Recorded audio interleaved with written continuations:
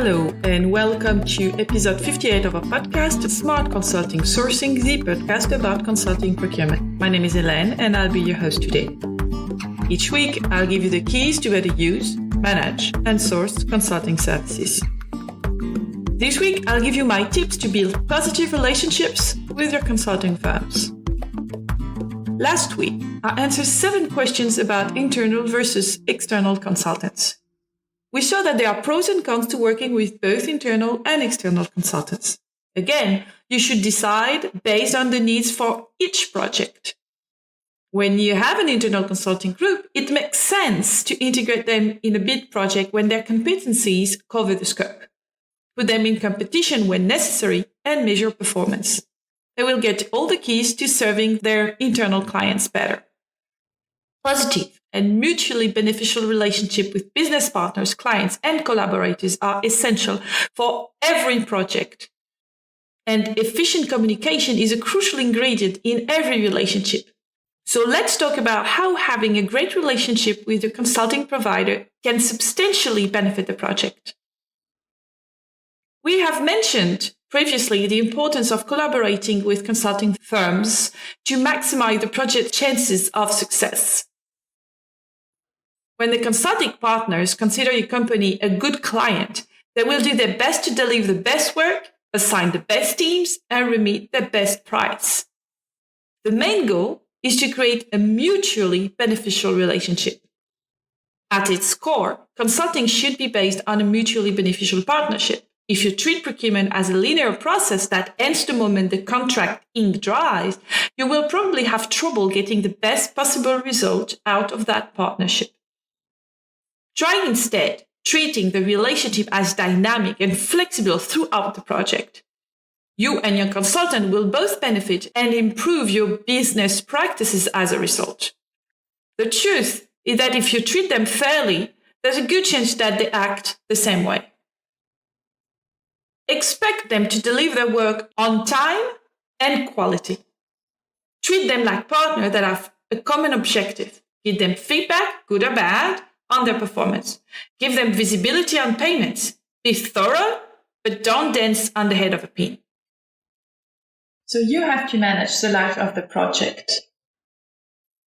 No matter how hard you try, establishing and maintaining a relationship with consultants in executing a project will not be a linear process.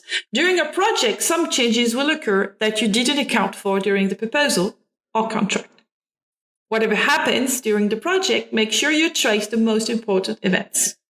Keep track of the changes, such as scope changes. You might have to add new tasks as a need becomes clear or drop deliverables that turn out to be impossible or difficult to reach. Staffing changes. Organizations are in constant flux, and both sides may have to account for a turnover that requires adjustment and additional training. Timeline changes. Before the project starts, everything is an estimate. You may have to adjust the pace as the actual duration of the project comes into view.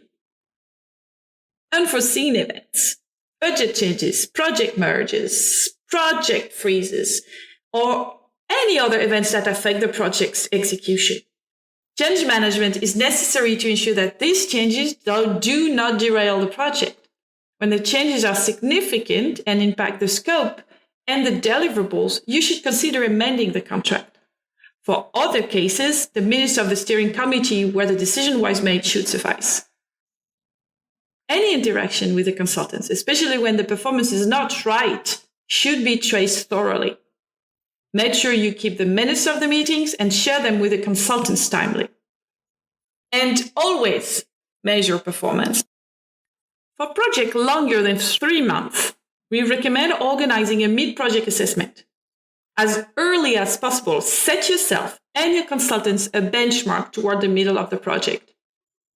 It's the perfect time to review the current scope and deliverables and check if they align with the objectives and the current business environment. Before the meeting, collect the main stakeholders' feedback and prepare a summary to share with your consulting providers. The input should cover the traditional project management performance dimensions, such as project completion, planning, etc., but also a more qualitative aspect, such as behavioral dimensions, impact, or skills adequation. As you get into the details of any project, it's easy to get carried away with minutiae that ultimately won't affect the overall success. A mid-project assessment enables you and your team to ensure that these inevitable tangents don't endanger the larger project's timeline and success. The mid-project assessment should be a major event for anyone involved. Keep it separate from regular operational project reviews, which should happen in smaller circles and regularly. However, you can organize regular check-ins dedicated to the project reviews to anticipate the potential issues and allow the consulting firm to fix the problem as soon as it appears. Finally, don't drop the ball towards the end. One of the most common mistakes when using consultants is to drop the ball towards the end of the project. Here's what happens and why it should be presented. Reports get shelved. Information is being poorly transferred. People that oppose the project step in to torpedo it one last time. Making sure the result will stick requires specific attention, dedicated efforts, and it affects the overall success of the endeavor. As the project is completed, ensure all deliverables and services are received and don't make the final payment before verification.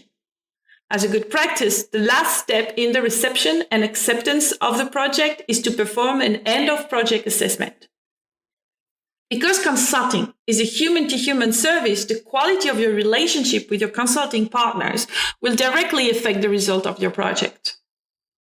Putting the consultants in the right conditions to work, managing the project closely, and measuring performance are crucial steps to capture the right value for a consulting assignment. That's it for today. Next time, I'll explain why you should put consultants in competition. In the meantime, if you have any questions or want to learn more about what we do at Consulting Quest, just send me an email at hélène.lafitte with 2 F's and 2 T's at consultingquest.com. You can also have a look at our website, consultingquest.com, to know more about our book, our publications, and our services to improve your consulting sourcing. Bye and see you next week. Au revoir.